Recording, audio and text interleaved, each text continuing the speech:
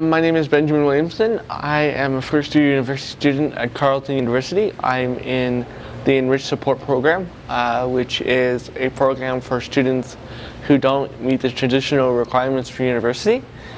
University is difficult. It's challenging. People, have the perception, I think, of partying and party life when they go to university, but it's actually quite challenging. But it's really enjoyable. It gives you a sense of freedom, I think, more than you typically get in the secondary or elementary level. And it also gives you the freedom to choose your career path more openly than I think high school does. So. My grades have been very good. In university, I've, I think, defied the odds. People thought that I wasn't going to get to university, much less get into university, and I'm doing very well. I'm almost a straight A student, so.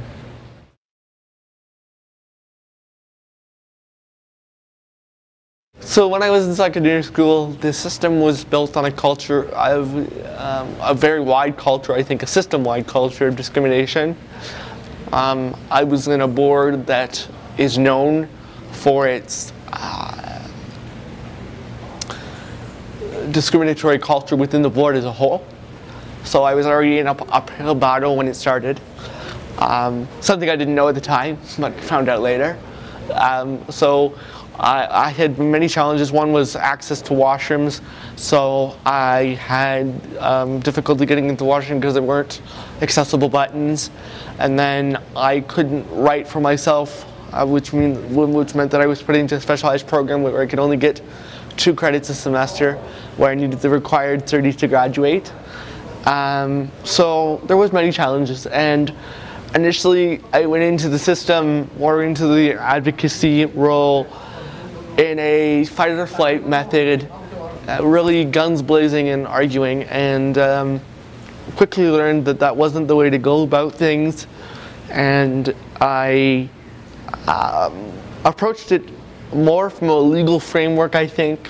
I did a lot of research about my rights. I spoke to advocates for education. I spoke to people within the Arts Disability Law Center, and we framed a good argument and some good documents. We have multiple meetings with the school board and other support staff, and I eventually said to them, you know what, if this is what I need and we're not getting anywhere, and if this is the way it is, then I will file a human rights complaint. And it almost landed that way, and then they eventually got a letter from an advocate of mine, a lawyer actually, and I think we're a little bit scared by that letter, and framed their accommodations in the way that I wanted. But because of that, the damage that was done to me put me behind by 3 years. It would have taken me 3 years to finish high school as a result. From a mental health standpoint, it took a toll on me because it was exhausting to always be up against this discrimination and harassment within the school from staff members as well as from administration. But I eventually left the school and pursued other opportunities so that I could get away from it. But I powered through because I always knew that I always kept my goals in focus, and those were my dreams, and those were the things that I strived towards. So with that in mind and that positivity, I was able to move forward. I think without that, I would have drowned.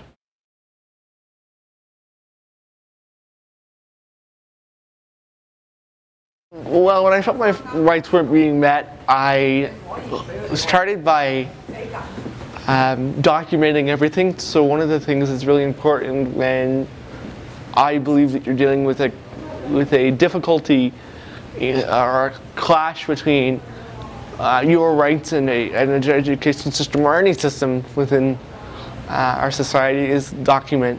So document what you're being told, who's telling you this, and why. And so I would hold, or call as my school board would say it, multiple meetings to figure out my accommodation, then always refer back to my educational, individualized education plan and what was in that document, because it is a legal document. And so I use that to my advantage. And then when when things got really tough and I decided that I couldn't, or I didn't feel that my rights were being met, I employed the help of Arch Disability Law Center, as well as the Human Rights Legal Support Center and the Office of the Provincial Advocate for Children and Youth, to try and bolster my argument. And one of the lawyers from Arch stepped in as well and was able to write a very powerful letter to the school board, which ultimately got them to see the error in their ways, if you will. But I was ready to take this, case all the way to the Human Rights Tribunal, which I made very clear to the school board from the get-go, which I think sometimes just the threat of that, which they believe is empty, I think, gets people to start thinking about young people and their rights to advocate. Because I don't think that systems, specifically the school board, expect students to speak up, despite the fact that that's what they teach.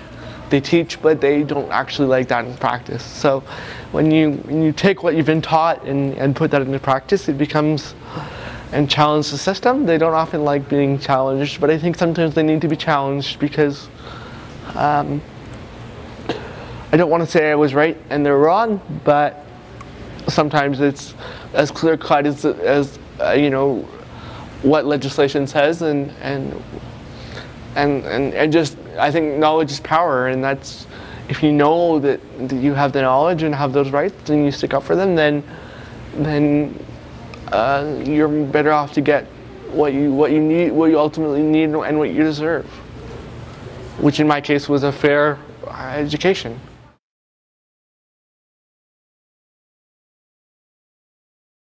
Well, I think you need to realize that it's okay to feel intimidated by the process, because it's a very intimidating process, and it's downright scary sometimes, because you're going against people that are ultimately powerful, sometimes teachers and administrators and even higher up in the board that you believe are smarter than you and have more experience than you do. I think what you have to what I did anyways, was find allies within the school system and outside of the school system. So I had teachers who supported me. However, I would say silently supported me, and we had conversations about that kind of support and that I had, and just generalized conversations about that. So I acknowledge that. I think the first step is acknowledging your base of support, because that's important. You can't do this alone. I think, I like to think that I could say that I can, but it's about support. And then finding people outside of your school system that are able to support you and guide you through. So people like Arch Disability Law Center, people like, as I said, the Office of the Provincial Advocate for Children and Youth. Parents, if your parents are supportive, then by all means have some parents advocate for you as well. And even your friends, if you have friends who want to support you and can support you in that, then go with one of your friends and talk to the principal, talk to the vice principal, talk to your guidance counselor, talk to whomever it is that you feel that you can talk to, and build that support. And then what I thought was very helpful too was build your arguments for why you're asking for what you're asking for. So it depends on each accommodation and each request and why you need it, but build evidence for why you're asking for it, and then do research.